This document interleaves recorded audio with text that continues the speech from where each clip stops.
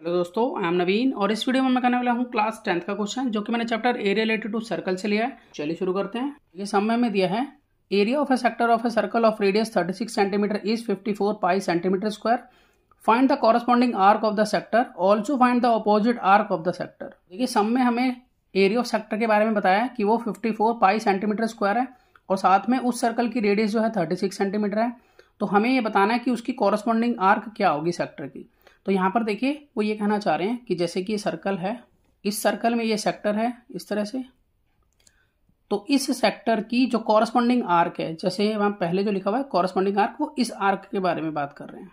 ठीक है, तो पहले हमें इस आर्क को निकालना है, उसके बाद आगे लिखा है कि हमें अपोजिट आर्क को भी निकालना है। मतलब इस आर्क के अपोजिट आर्क जो है वो ये वाली आर्क होगी। तो कहने का मतलब ये है कि हमें यहाँ पर माइनर आर्क भी निकालनी है और मेजर आर्क भी निकालनी है।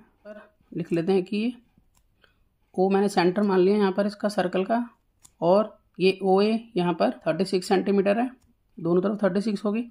अब जैसा कि हमें मालूम है कि area of sector 54 pi centimetre square है, तो मैं इसका यूज़ कर लेता हूँ। मैं यहाँ पर लिखूँगा एरिया ऑफ सेक्टर यहाँ पर 54 पाई सेंटीमीटर स्क्वायर है।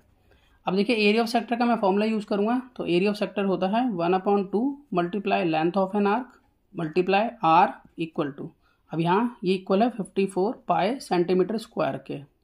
अब हमें यहाँ पर जो जो मालूम है वो हम रख सकते हैं। अब देखिए इस फॉर्मूले में मुझे आर मालूम है, तो मैं आर लिख लेता हूँ यहाँ पर। तो मैं इसको रीराइट कर लेता हूँ 1/2 लेंथ ऑफ एन आर को मैं एल लिख रहा हूँ वो भी शॉर्ट में, और इंटू आर यहाँ पर 36 है और इक्वल है ये 54 पाई के। अब यहाँ पर इसको हम कट कर लेते हैं, ये 36 को हम काट लेते हैं, ये 3 भी जाएगा। तो और एल निकालने के लिए हम क्या करेंगे, 54 पाई अपॉन में 18।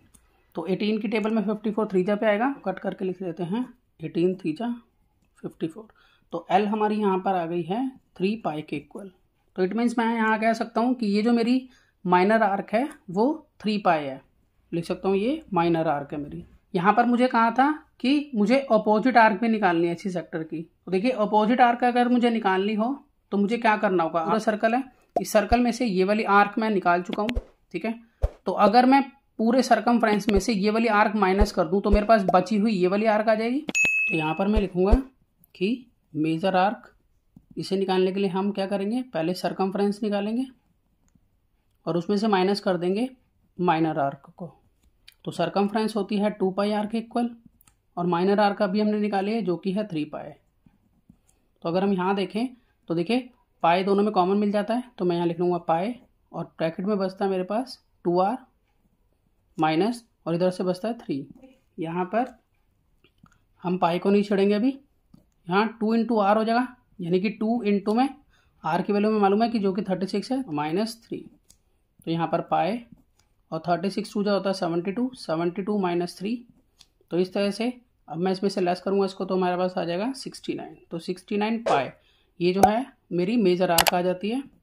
देखिए मैं पाई को सॉल्व इसलिए नहीं करूँगा क्योंकि क्वेश्चन में मुझे जो है एरिया ऑफ सेक्टर पाई में ही दिया हुआ था। तो अगर हम देखें, देखिए यहाँ पर जो एरिया ऑफ सेक्टर गिवन है मुझे वो पाई की फॉर्म में गिवन है। तो इट मीन्स मैं जो आंसर लिख सकता हूँ अपना आर्क का वो भी पाई में लिख सकता हूँ। तो इसलिए मैंने इसको 69 पाई में छोड़ दिया है। इसके आगे अब हम यूनिट पुट करेंगे, तो इसकी यूनिट पुट होगी तो ये होगा सेंटीमीटर में।